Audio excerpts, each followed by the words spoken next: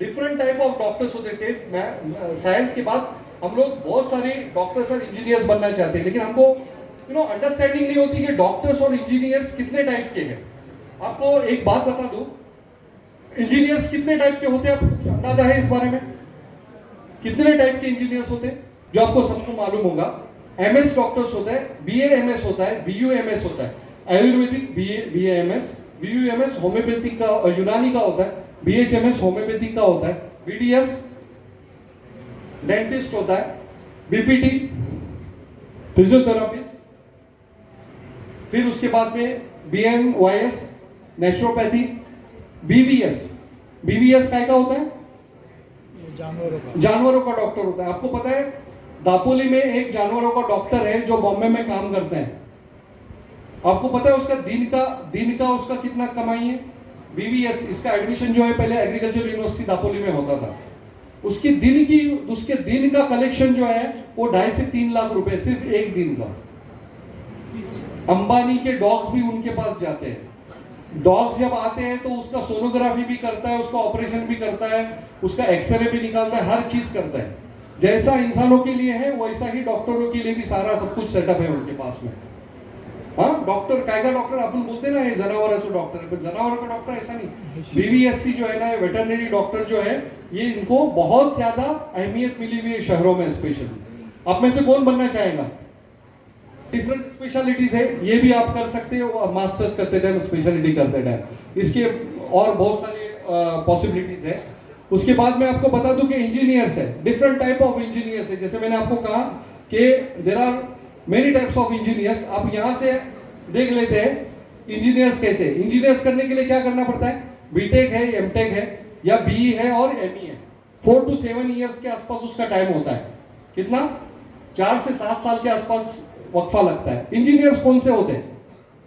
Civil engineer आपको मालूम है, mechanical engineer, electrical engineer, instrumental engineer, structural engineer, HVAC engineer किस लिए होता है? एसी का देखता है, जो एसी के बड़े बड़े प्लांट होते हैं ना, उसको देखता है। फिर उसके बाद में aeronautical engineer, aircraft engineer, aerospace engineer, है ना? एरोस्पेस, एरोनॉटिकल, ये सब यानी क्या? एयर से related. Chemical engineer, biomedical engineer, petrochemical engineer. Petrochemical engineering का एक कॉलेज है यहाँ पर गोरेगांव में।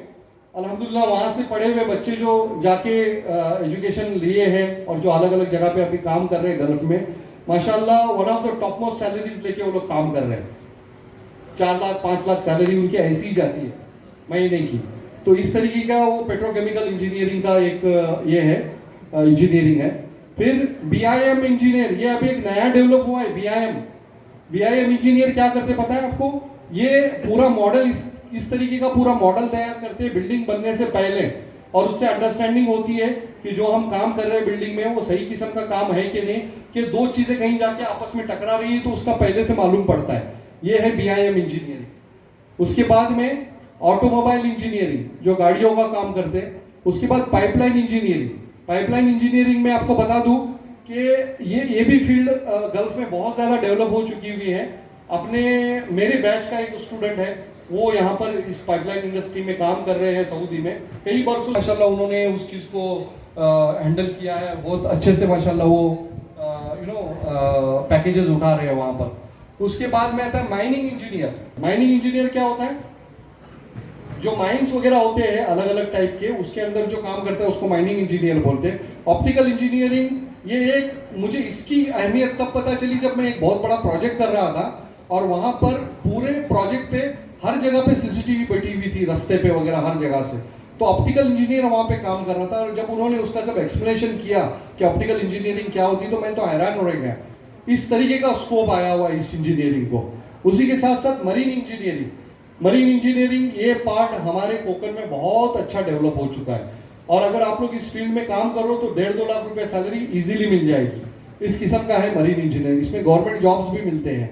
फिर उसके बाद में telecommunication engineer, electronic engineer and computer engineer, इसके बारे में तो आपको बहुत हद तक मालूम होगा। उसके बाद में एग्रीकल्चर इंजीनियर, फिर उसके बाद इरिगेशन इंजीनियर, लैंडस्केप इंजीनियर, ये 2-3 फील्ड जो है इसके बारे में ज्यादा लोगों को पता नहीं है। मैं आपको बता दूं, एग्रीकल्चर कॉलेज में से जो बच्चे निकलते हैं इंजीनियरिंग करके, इनको भी बड़े बड़े सैलरीज मिल रहे हैं पर मंथ। अपने यहाँ के बहुत सारे स्टूडेंट हैं जो मुनाफ वाडकर खुद है जिसको 5 लाख मिले।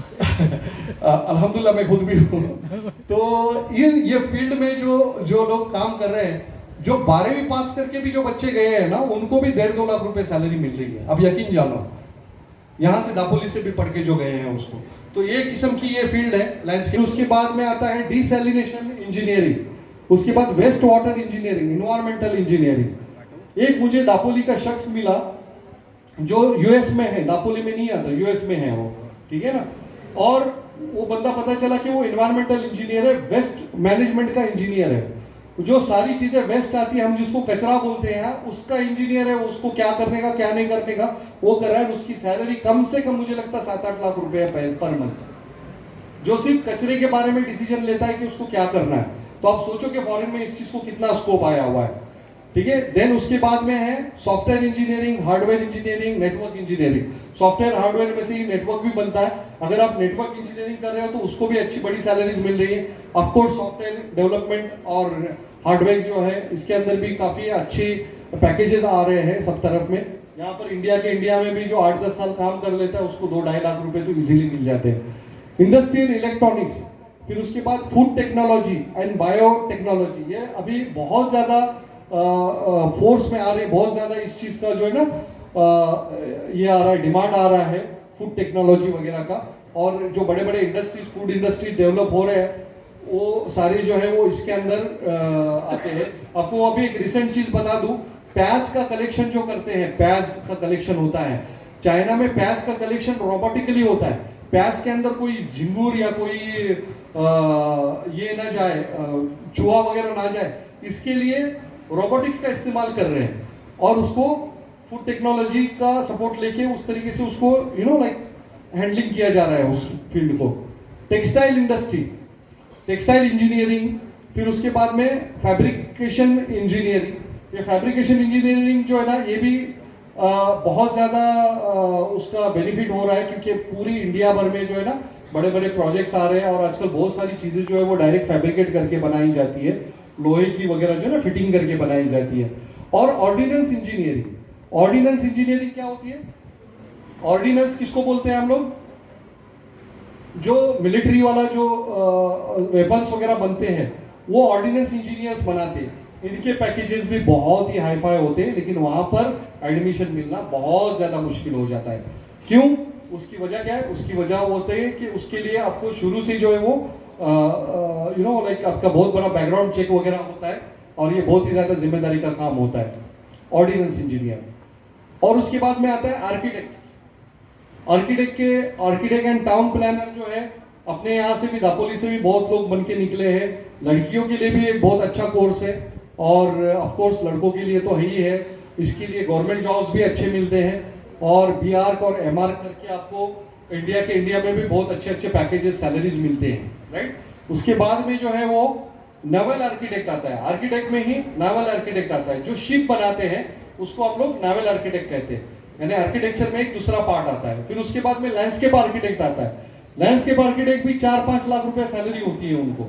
तो लैंडस्केप आर्किटेक्ट अगर कोई बनना चाहता है आपके इसमें से, तो वो भी इस फील्ड को आप एक्सप्लोर कर सकते हो, फाइंड आउट कर सकते हो किस तरीके से बनना है। बीआर एमआर करके आप कर सकते हो, ठीक है ना। ये गर्ल्स के लिए भी अच्छा है। फिर आईटी प्रोफेशंस के अंदर बहुत सारे आईटी के कोर्सेज आते हैं, वो कर सकते हैं आप। एग्रीकल्चर और हॉर्टिकल्चर, ये 2 फील्ड अपने यहाँ पर मौजूद है एग्रीकल्चर कॉलेज में। आप इसके अंदर भी डिग्री कर सकते हो, बीएससी एमएससी कर सकते हो, एग्रीकल्चर साइंटिस्ट बन सकते हो। फिर और दूसरी चीजें जो है उसमें agriculture engineer, horticulture engineer, forest ranger आप बन सकते हो। एंड देन पैथोलॉजिस्ट, एग्रोनॉमिस्ट या एंटोमोलॉजिस्ट। एंटोमोलॉजिस्ट किसको बोलते हैं? जो कीड़े मकोड़ों के बारे में साइंस में काम करते हैं ना, उसको एंटोमोलॉजिस्ट कहते हैं। पैथोलॉजिस्ट जो बीमारियों के बारे में काम करते हैं, उसको पैथोलॉजिस्ट कहते हैं। एग्रोनॉमिस्ट जो बड़े बड़े एग्रीकल्चरल क्रॉप्स होते हैं उसके अंदर जो काम करते हैं, उसको एग्रोनॉमिस्ट कहते हैं। अर्बोरिस्ट होते हैं, फिजियोलॉजिस्ट होते हैं, इकोनॉमिस्ट होते हैं, ठीक है ना। तो ये सब एग्रीकल्चर यूनिवर्सिटी में से निकलने वाले बच्चे बनते हैं। Dairy manager, farm manager, pest control manager, ये सब भी पोजीशंस होते हैं। फिर उसके बाद breeding scientist, fishery scientist and soil scientist, ये भी फील्ड है जो एग्रीकल्चर में से निकलते हैं। Human nutrition, extension officer and floriculturist, ये भी एग्रीकल्चर इंडस्ट्री से होकर निकलते हैं, एग्रीकल्चर कॉलेज में से होकर निकल सकते हैं। फिर उसके बाद लैब टेक्नीशियन, पैथोलॉजिस्ट, ये गर्ल्स के लिए बहुत अच्छा कोर्स होता है जो आप कहाँ से कर सकते हो, अलग अलग मेडिकल कॉलेजेस में और अलग अलग मेडिकल इंस्टीट्यूट में होता है, और वहां पर आपको नीट की जरूरत पड़ती है। अब बहुत सारे फील्ड ऐसे कि जहाँ पर कॉम्पिटिटिव लड़का नीदरलैंड में काम कर रहा है and he is earning top most salaries माशाल्लाह।